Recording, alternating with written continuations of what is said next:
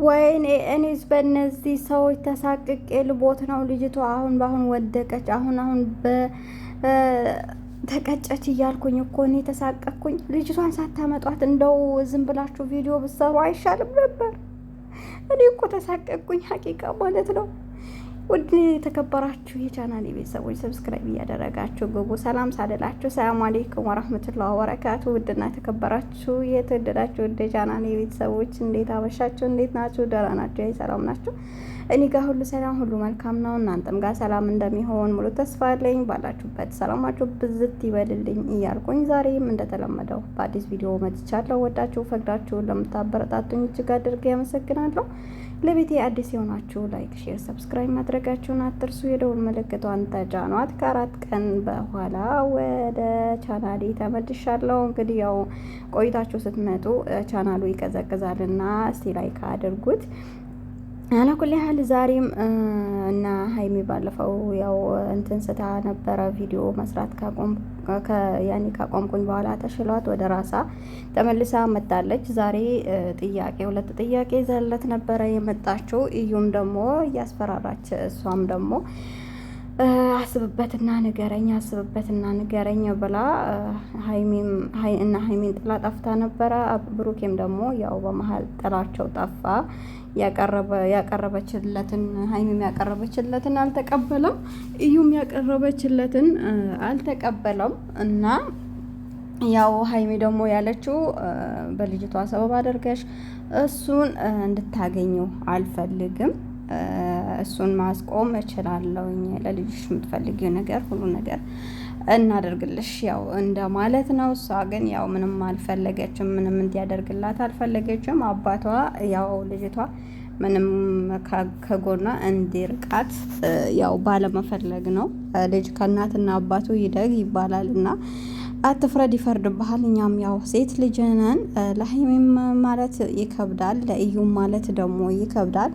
ብሩኬ ደግሞ መጨረሻ ላይ ደግሞ ያው እያወዛገበ ነው።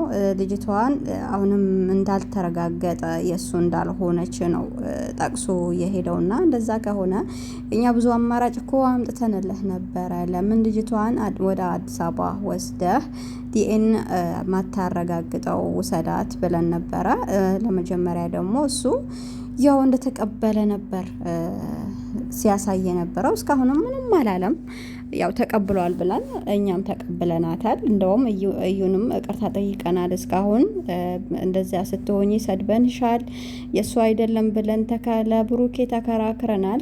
ካሁን በኋላ ለማንም ሰው መከራከር አንፈልግም፣ በሰው መሀል ደግሞ አንገባም ብለን እጃችን አጣጥፈን ቁጭ ብለናል። ያው በመሀል ትንሽ የሀይሚ ጉዳይ ነው። ምክንያቱም እኛ ሀይሚና ብሩኬን አንድ ላይ ለማድረግ ብዙ ለፍተናል፣ ብዙ ጥረናል፣ ብዙ ብለናል፣ ብዙ ሄደናል፣ ብዙ ተብለናል፣ ብዙም ተሰድበናል እና በዚያ የመጣ ትንሽ በሱ ይደብረናል። እና ያው ብሩኬ እውነትም ሳምንት አለፈው ሀሰን እንደተናገረው ያንተ ውሳኔን ሁሉም እየጠበቀ ነው እና ውሳኔህን ለምን አታሳውቅም? ነገ ከነገ ወዳ ለምን አትልም? ልጅቷ የኔ አይደለችም ብለህ የምትጠራጠር ነገር ከሆነ ዲኤንኤን ማረጋገጥ ነው። የኔ ናት ብለህ ከወሰንክ ደግሞ ልጅቷን አንገፋትም። እኛም ግን ማሳደግ ባለብህ ሰዓት ያኔ ቦታ ማሳደግ እዩን የምትፈልጋት ነገር ከሆነ ደግሞ የሀይሚን ሕይወት ሳታበላሽ ያው እሷም እርጉዝ ናት እየተባለ ነው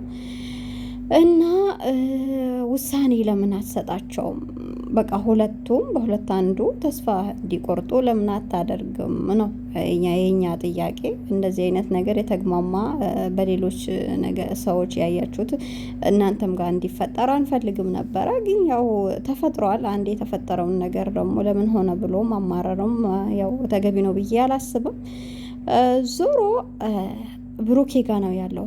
ነገራቶቹ ሁሉ አንተ ጋር ስላሉ አንተ ፍቻቸውን ቁጭ ብለህ ያኔ መጨናነቅ ምንም አያስፈልግም። ሳምንት ድረስ ተጨናነቅ የባሰ በሽተኛ ትሆናለህ እንጂ ጥቅም አለው ብዬ አላስብም። ስለዚህ አንተ ማድረግ ያለብህ ነገር ምንድን ነው? ወንበር ላይ ቁጭ ብለህ ተረጋግተህ ይሄ ነገር አንዴ ተፈጥሯል መጥቷል። የመጣን ነገር የተፈጠረ በተለይ ሰው ፊት የቀረበ ነገር ሶሻል ሚዲያ ላይ የቀረበ የወጣ ነገር ማንም ሰው ለእናንተም ሚል ሰው የለም። ሁሉም ቻናሉን ለማሳደግ ነው የሚሮጠው። በእናንተ ትዳር ውስጥ ገብቶ ማብካት መጋገር ነው የሚፈልገው እንጂ ለእናንተ የሚያዝኑ ሰዎች ጥቂቶች ናቸው። ቢያንስ ያው ቤተሰብ ነው ቢያዝንላችሁ እና ሌሎቹ ያው ሁሉም እንደዚህ ያደረገች እንደዛ አደረገ ብሎ ቻናሉን ነው የሚያሳድግባችሁና ለምንድን ነው ይሄንን ነገር ቶሎ ብላችሁ ማትቋጩት? ወይስ እናንተም እኛ እኮ ግራ እየገባን ነው ተመልካቾች፣ ኦዲየንሶች እኮ ጭንቅላታችን አዞራችሁን እኮ።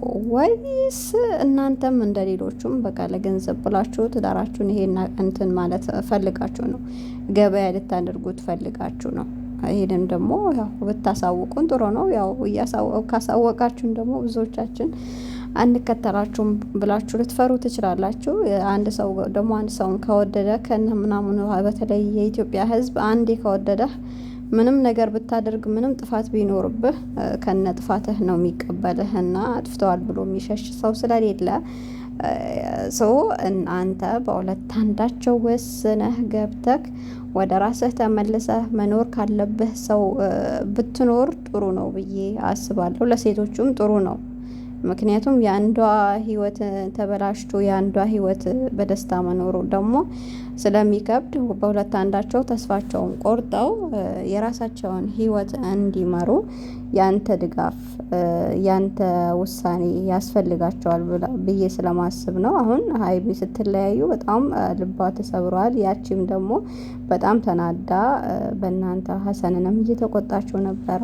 አንተን ሀሳብ አንተ ባልከኝ ምንም ሄድ ነገር የለም። አንተ ምን ስለሆንክ የልጅ አባት የሚወስንልኝን ነገር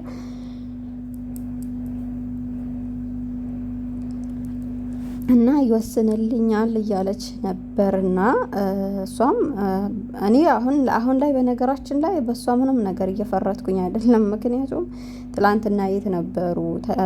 ከሀይሚ በፊት ነበረች ወይ ከእሷ ጋር የነበረችው? ከሀይሚ በኋላ ነው ወይ የመጣችው የሚለውን ነገር ራሱ ልናጣራ ስንፈልግ ይህንን ነገር ራሱ ብሩኬ ለመናገር ፈቃደኛ አልሆነም። በነገራችን ላይ አንድ ነገር ያደርጋል ብሩክ፣ ችግሩ ግልጽ አያደርገውም። በቃ በውስጡ ነው የሚጨርሰውና ለሰው መጥፎንም ጥሩንም ያኔ በራሳችሁ ከሆነ ሰው ደግሞ ያኔ ያደረጋችሁ ባታደርጉት ራሱ እንዳደረጋችሁት ነው የሚያየውና ብሩክ ያው ሁሉንም ነገር ራሱ ተጎድቶ እንትን ለማለት ይፈልጋልና ይሄን ነገር ብታጣራልን ለእናንተም በጣም ያው ለሚወዷችሁ ኦዲየንሶቻችሁም አንዳንድ ነገሮች ግልጽ ብታደርጉት ሁሉንም ነገር ደብቃችሁ በቃ በውስጣችሁ ይዛችሁ ከምታልፉ ለኛም ብታሳውቁን ባይ ነኝ።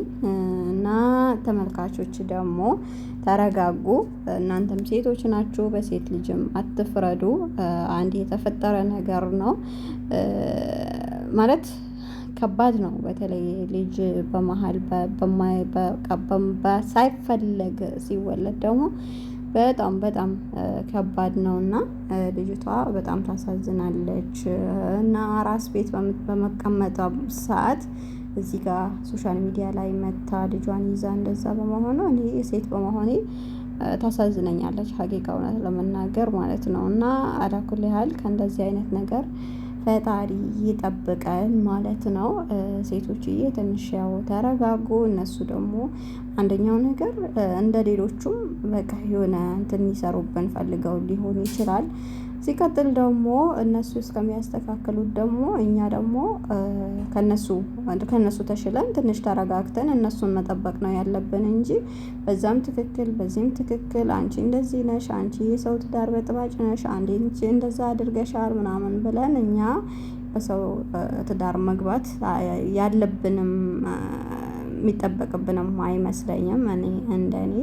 ለማንኛውም ያው እኛ ማነኝ አጨብጫቢ ነኝ አለ ከሁሉም ማጨብጨብ እንወዳለን እንጂ ሀቁን በተለይ ተመልካች ሀቁን ለምን እንደሆነ አላውቅም። ሀቁን ደብቆ በቃ የሆነ ለሚወደው ሰው ያደላልና ለሚወደው ሰው ሳይሆን ማድላት ያለባቸው ሀቁን ብትናገሩ ጥሩ ነው ብዬ ነው ማስበው። እኔ ያው ባየሁት በምሰማው ነገር መጥቼ ሀሳብ አስተያየት እሰጣለሁ። የምትቆጡም ትቆጣላችሁ፣ ሀሳቤን ደግሞ የምትጋሩ የኔ ሀሳባችሁ ሀሳቤ የሚሆን ሰዎች ካላችሁ ደግሞ ያው ትቀበሉኛላችሁ ማለት ነው። ለሰው ልጅ ደግሞ ግዴታ እኔ የተናገርኩት ተቀበል አይባልም። አለኩል ያህል ይሄን አክል ካልኳችሁ ይበቃችኋል። በሌላ ቪዲዮ እስከምንገናኝ ደህና ሁኑልኝ። ላይክ፣ ሼር፣ ሰብስክራይብ እያደረጋችሁ አበረታቱኝ። መልካም ምሽት።